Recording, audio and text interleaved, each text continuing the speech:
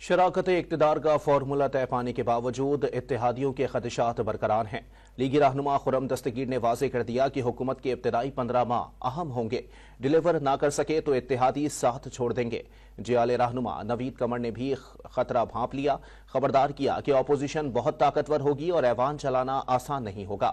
انتخابات پر بھی سوالات اٹھتے رہیں گے اور یہ معاملہ بار بار سامنے آتا رہے گا۔ شراکت اقتدار کا فارمولہ تو طے پا گیا، لیکن اتحادیوں کے تحفظات اور خدشات برقرار۔ ایک طرف جہاں نون لیگ کا دعویٰ ہے پیپلز پارٹی نے سیاسی فائدے کے لیے اچھی بارگیننگ کی، وہیں لیگی رہنما خرم دستگیر خان نے یہ بھی واضح کر دیا کہ نئی حکومت کے پاس 15 سے 16 ماہ ہیں۔ بجٹ 2025 تک معیشت کی سمت درست نہ ہوئی تو پیپلز پارٹی سیاسی مفادات کے لیے کسی اور سمت دیکھ سکتی ہے۔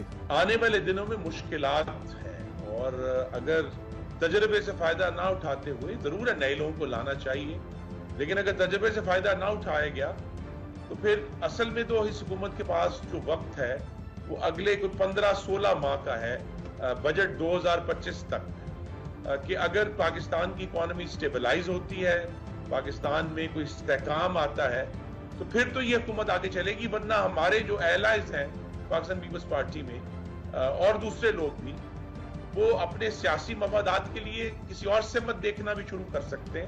پیپلز پارٹی نے باور کرا دیا کہ اپوزیشن بہت تگڑی ہے اور ہاؤس کو چلانا کوئی آسان کام نہیں ہوگا۔ پی پی رہنما نوید قمر نے واضح کیا کہ حکومت کتنی مستحکم ہوگی اس بارے میں کچھ نہیں کہا جا سکتا۔ مضبوط اپوزیشن بالکل ہوگی، نہ صرف مضبوط ہوگی بلکہ نوائزی اپوزیشن ہوگی، یہ that is anticipated and running the house will be tough job. So جو speaker ہے I have a lot of sympathies for whoever is the incoming speaker, لیکن that's the nature of the animal that جس طرح سے elections کے results آئے ہیں اس کے مطابق تو پھر یہ تو expect کرنا چاہیے۔ stable کتنی ہوگی I don't know۔